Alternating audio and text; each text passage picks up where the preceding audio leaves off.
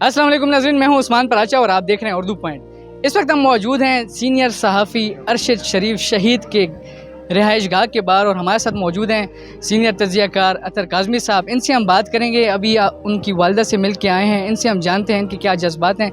सबसे पहले आपका शुक्रिया, आप इस काबिल तो नहीं है कि आप बात कर सकें, आपके जज्बात भी नज़र आ रहे हैं। अभी आप उनकी वालिदा से मिल के आए हैं और अब से कुछ टाइम पहले सदर आरिफ अलवी साहब भी आए थे, तो उस वक्त भी आप मौजूद थे। क्या कहना चाहेंगे, क्या जज्बात थे उनके और क्या क्या बातें हुई हैं? देखिए, ऑब्वियसली इस वक्त यकीनन बड़ा मुश्किल वक्त है, लेकिन उनकी जो वालिदा हैं उनका जो हौसला है, टू बी ऑनेस्ट, उनको देख के हमें भी हौसला मिल रहा है। कल मैं उनसे जब मिला, पहली दफ़ा मेरी मुलाकात हुई अरशद शरीफ साहब की ख़बर के आने के बाद, इसलिए कि सुबह से बड़ा रश था। मैं फिर जब उनके पास गया तो यकीन करें कि मैं रोता रहा, पर उन्होंने मुझे हौसला दिया और उन्होंने कहा कि मेरा बेटा सच बोलता था, तुम बस एक बार काम कर देना कि सच बोलना, ठीक है कि नहीं, जिधर भी बैठोगे सच बोलना।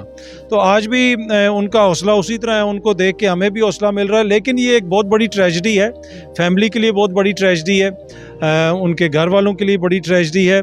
और आज सदर साहब से उन्होंने गालिबन एक जुडिशल कमीशन बनाने का मुतालबा भी किया है कि मेरे बेटे की जो शहादत है उसकी तहकीकात हों, और तहकीकात इन ग्राउंड्स के ऊपर हों कि वो आखिर क्यों मजबूर हुए अरशद शरीफ साहब कि वो पाकिस्तान से जाएं। तो ये उन्होंने मुतालबा किया है। बाकी आपको भी पता है कि आज अरशद शरीफ साहब की जस्द खाकी उनका आज रात को वापस आएगा, और अब जो है फैसल मस्जिद में इंशाअल्लाह उनका नमाज जनाजा होगा जुमेरात वाले दिन, और ज़ोहर के बाद होगा। अभी एग्जैक्ट टाइम मुझे नहीं पता, लेकिन अभी तक की जो मेरे पास इत्तलात हैं, जो ख़ानदानी ज़राए ने मुझे बताया, तो इंशाअल्लाह फैसल मस्जिद में अरशद साहब का नमाज जनाजा होगा। तो अब तक की तो यही सूरत हाल है। अदर भाई, अरशद साहब जो थे वो आपके भी क्लोज थे, आखिरी बार कब बात हुई और जब बात हुई तो उनका क्या रवैया था, क्या कहना चाह रहे थे आप?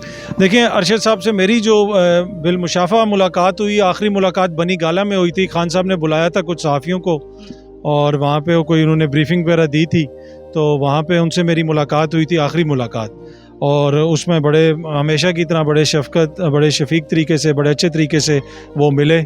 लेकिन उसके बाद मेरी उनसे मुलाकात नहीं हो सकी। जब मुझे पता चला कि वो बरतानिया जा रहे हैं तो मैंने उनको एक मैसेज किया था, पर वो मैसेज डिलीवर नहीं हो सका था, इसलिए कि उन्होंने नंबर अपना उस वक्त चेंज कर लिया था, और फिर वो अपनी लोकेशन भी ज़ाहिर नहीं करना चाहते थे। उनके ख़ानदान वालों से तो मेरा रब्ता रहा, उनकी अहलिया से भी मेरी बात हुई थी कुछ अर्सा पहले, मुझसे उन्होंने बताया था, पर वो नहीं चाहते थे कि उनकी लोकेशन किसी को पता चले, और वो नंबर भी वो दूसरा उन्होंने चेंज किया था, नंबर भी उस पर वो कम चेक कर रहे थे जो उनका दूसरा नंबर था।